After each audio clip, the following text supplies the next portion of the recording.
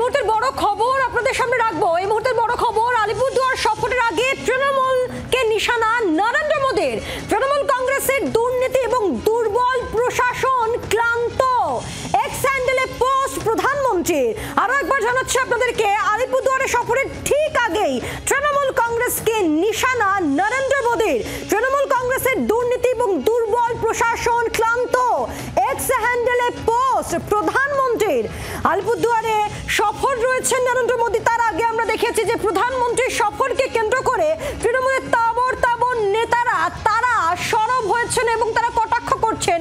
আর এবার পাল্টা কি মোদীর প্রশ্ন উঠছে, কারণ আলিপুরদুয়ারে সফরের আগেই নরেন্দ্র মোদী তিনি নিশানা করলেন তৃণমূল কংগ্রেসকে। তৃণমূল কংগ্রেসের সরকারি দুর্নীতি সেই দিকে তিনি কটাক্ষ করলেন। একই সঙ্গে দুর্বল প্রশাসন ক্লান্ত হয়ে পড়েছে পোস্ট নরেন্দ্র মোদী।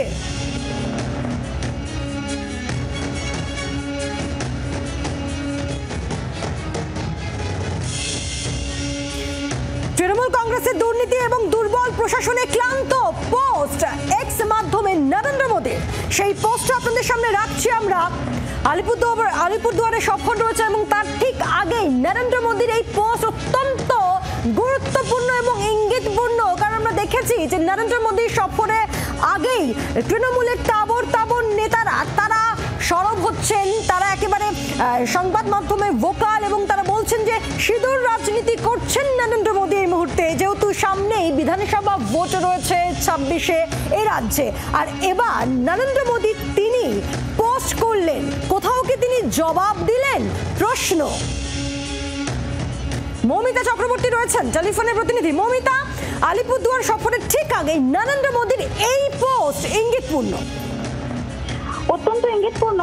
প্রধানমন্ত্রী নরেন্দ্র মোদী কিছুক্ষণ আগে এক্স হ্যান্ডেলে পোস্ট করেছেন এবং সেই পোস্টে তিনি লিখেছেন যে তিনি আগামীকাল আলিপুরদুয়ারে বাংলার মানুষের জন্য বক্তব্য রাখতে আসছেন।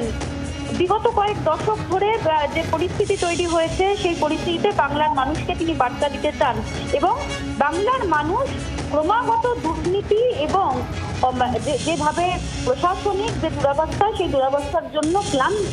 তৃণমূল সরকারের দিকে তিনি ইঙ্গিত করেছেন যে তৃণমূল সরকারের এই এক নাগাড়ে চলা দুর্নীতি এবং ভেঙে পড়া প্রশাসনকে নিশানা করে প্রধানমন্ত্রী নরেন্দ্র মোদী তিনি যে বার্তা রাখতে আসছেন সে বিষয়ে কিছুক্ষণ আগেই তিনি এক্স হ্যান্ডেলে পোস্ট করেছেন, যেটা অত্যন্ত ইঙ্গিতপূর্ণ বলে নিঃসন্দেহে বলা যায়। ধন্যবাদ মৌমিতা।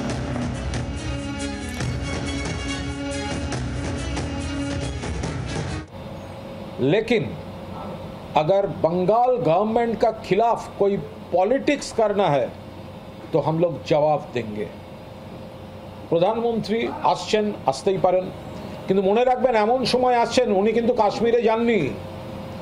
কাশ্মীরে আতঙ্কবাদী হানায় কত মৃত্যু ঘটেছে সেই স্পটে উনি যাননি। সেখানে সেই গ্রামগুলোয় কিন্তু তৃণমূলের দল গেছিল, তৃণমূলের দল সেখানে গেছিল ওই ঘটনাস্থল।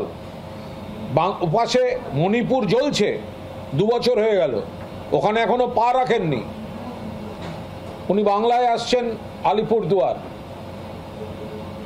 গণতান্ত্রিক রাজ্য, প্রধানমন্ত্রী সভা করতে পারেন, কিন্তু উনি যে সময় আতঙ্কবাদের বিরুদ্ধে লড়ার প্রশ্নে মমতা বন্দ্যোপাধ্যায় নেতৃত্বাধীন তৃণমূল কংগ্রেস যেখানে সমস্ত রকম সৌজন্য দেখিয়ে বলেছে এই সময় আমরা দেশের পাশে সবাই, কেন্দ্রের সরকারের পাশে সবাই, we are standing with the nation, এখানে আমরা রাজনীতি দেখছি না।